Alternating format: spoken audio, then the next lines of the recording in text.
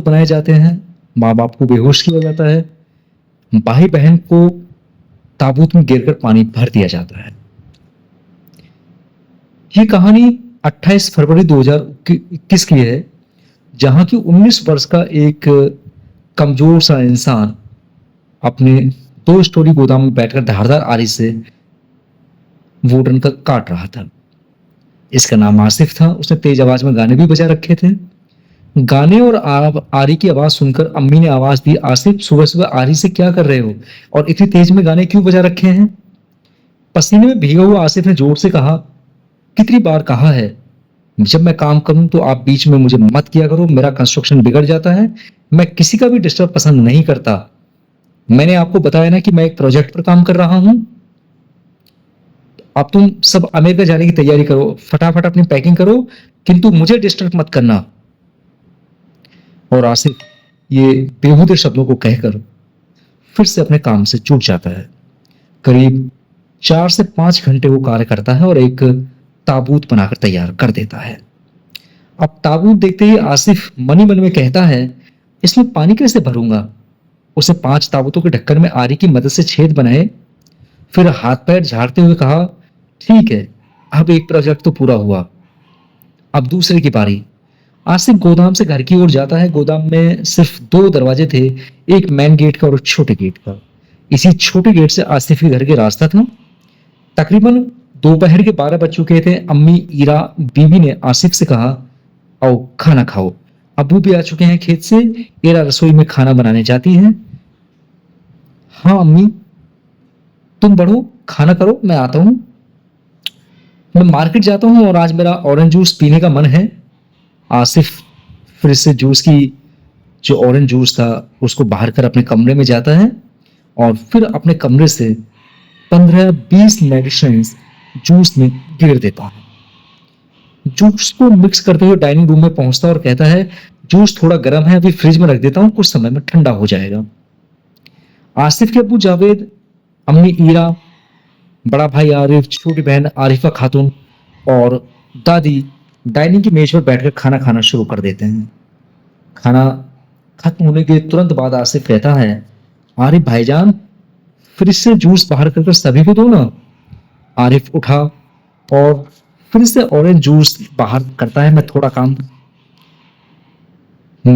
थोड़ा कम पीऊंगा, कहते हुए आसिफ ने 6 जगह जूस बांट दिया और अपना जूस गोदाम की तरफ जाकर कहता है, तुम सब आराम से जूस पियो, मैं अपने प्रोजेक्ट पे काम करने जा रहा हूं, कोई मुझे डिस्टर्ब नहीं करेगा। गोदाम पहुंचकर आसिफ ने जूस को किनारे रख दिया और फिर कोई अंग्रेजी मूवी देखना शुरू कर दिया। उधर जूस पीने के कुछ देर बाद सभी का सर चकराना शुरू हुआ। एक एक करके सभी के मुंह से झाग आने शुरू और सभी बेहोश हो गए। कुछ ही देर में पूरे घर पे सन्नाटा पसर गया। हर कोई शांत हो गया। वातावरण को भांप कर आसिफ भागता हुआ अपने डाइनिंग रूम की तरफ आया। उसने जैसे ही दरवाजे को धक्का दिया तो देखा सभी के सभी बेहोश पड़े हुए थे, किंतु उनकी सांसें अभी भी बरकरार थी। ये देखकर आसिफ के चेहरे पर एक छोटी सी मुस्कान आई। वो धीरे धीरे अपने अब्बू के पास पहुंचा। उनके दोनों बेजान हाथ यूं ही थे, मुंह से झाग था। आसिफ झुका और धीरे से उनके कान में बुदबुदाया, देखा ना अब्बू, मेरी बात ना मानने का यही अंजाम होता है। ये कहते हुए वो वापस अपने गोदाम की तरफ जाता है। गोदाम में एक कोने में करीने से 5 ताबूत उसने बनाए हुए थे। आसिफ ने सभी के ढक्कन हटाकर किनारे रखे और डाइनिंग रूम की तरफ वापस आया। कुछ सोचते हुए नाक मुंह सिकुड़कर कहा, शुरुआत किससे करूं? ठीक है, अब्बू से ही करता हूं।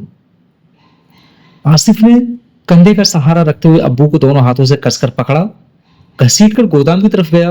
कुछ देर बाद वह हाँफना शुरू हुआ, रुककर थोड़ा सुस्ताया, फिर अब्बू को घसीटना शुरू किया। गोदाम पहुंचते उसने ताबूत के करीब जाकर अब्बू को पटक दिया और फिर बुदबुदाया, ताबूत में पानी भी तो भरना है, ऐसे तो पूरा पानी बह जाएगा, इसमें तो फिर पन्नी मुझे यूज करनी पड़ेगी। आसिफ फौरन घर के ऊपर के कमरे की ओर भागता है और एक पन्नियों का जो डिब्बा उसने रखा हुआ था उसको उठा के 5 ताबूत के साइज के हिसाब से काट कर सभी में बिछा देता है। फिर पूरी ताकत से अब्बू को उठाया और ताबूत के अंदर पटक दिया। अब्बू के शरीर में किसी भी प्रकार का कोई भी मूवमेंट नहीं था, किंतु मुंह से झाग अभी भी आ रहे थे। आसिफ के सामने मेज पर रखा टेप उठाया और अब्बू के हाथ पैरों में बांध दिया। उठते हुए सोचा, कहीं बीच में अगर होश आ गया तो मुंह पर भी टेप चिपका देता हूं। टेप चिपकाने के बाद उसने इधर उधर देखा। और एक हथौड़ा से आया, ताबूत का ढक्कन बंद किया और चारों तरफ से ताबूत को पैक कर दिया। ढक्कन में एक छेद भी था। आसिफ उसी से ताबूत में पानी भरना शुरू कर देता है और अभी भी डाइनिंग रूम में बाकी व्यक्ति बेजान पड़े थे। कुछ देर बाद आसिफ वापस आता है। अम्मी ईरा बीवी के दोनों पैर पकड़ खींचते हुए गोदाम की तरफ जाता है। अम्मी को जमीन पर पटक कर बुदबुदाया, तुम्हें अब्बू के बराबर के ताबूत में ही रखूंगा अम्मी, चिंता मत करो। एक ताबूत खींच कर आया, अब्बू के ताबूत के बराबर में रख दिया। अम्मी को इसी में घेर कर और वही प्रकार से टेप से हाथ पैर मुंह बांध कर ताबूत को पानी से भरकर बंद कर देता है। फिर भागता हुआ वापस डाइनिंग रूम में आता है। 15 वर्ष की बहन आरिफा खातून कुर्सी के नीचे अधमरी स्थिति में पड़ी हुई थी। आसिफ ने उसे उठाया और चेहरा देखते हुए कहा, अब अब्बू तुम्हारी शादी कब्र में ही करेंगे, आओ। दोनों हाथ पकड़कर उसे भी घसीटते हुए गोदाम में उसी स्थिति का कार्य करता है। अब तक आसिफ पसीना पसीना हो चुका था। जहां ताबूत रखे थे वहां एक कोने में बैठकर सुस्ताना शुरू कर देता है। कुछ देर बाद उठा और कहा, अब बुढ़िया की बारी है।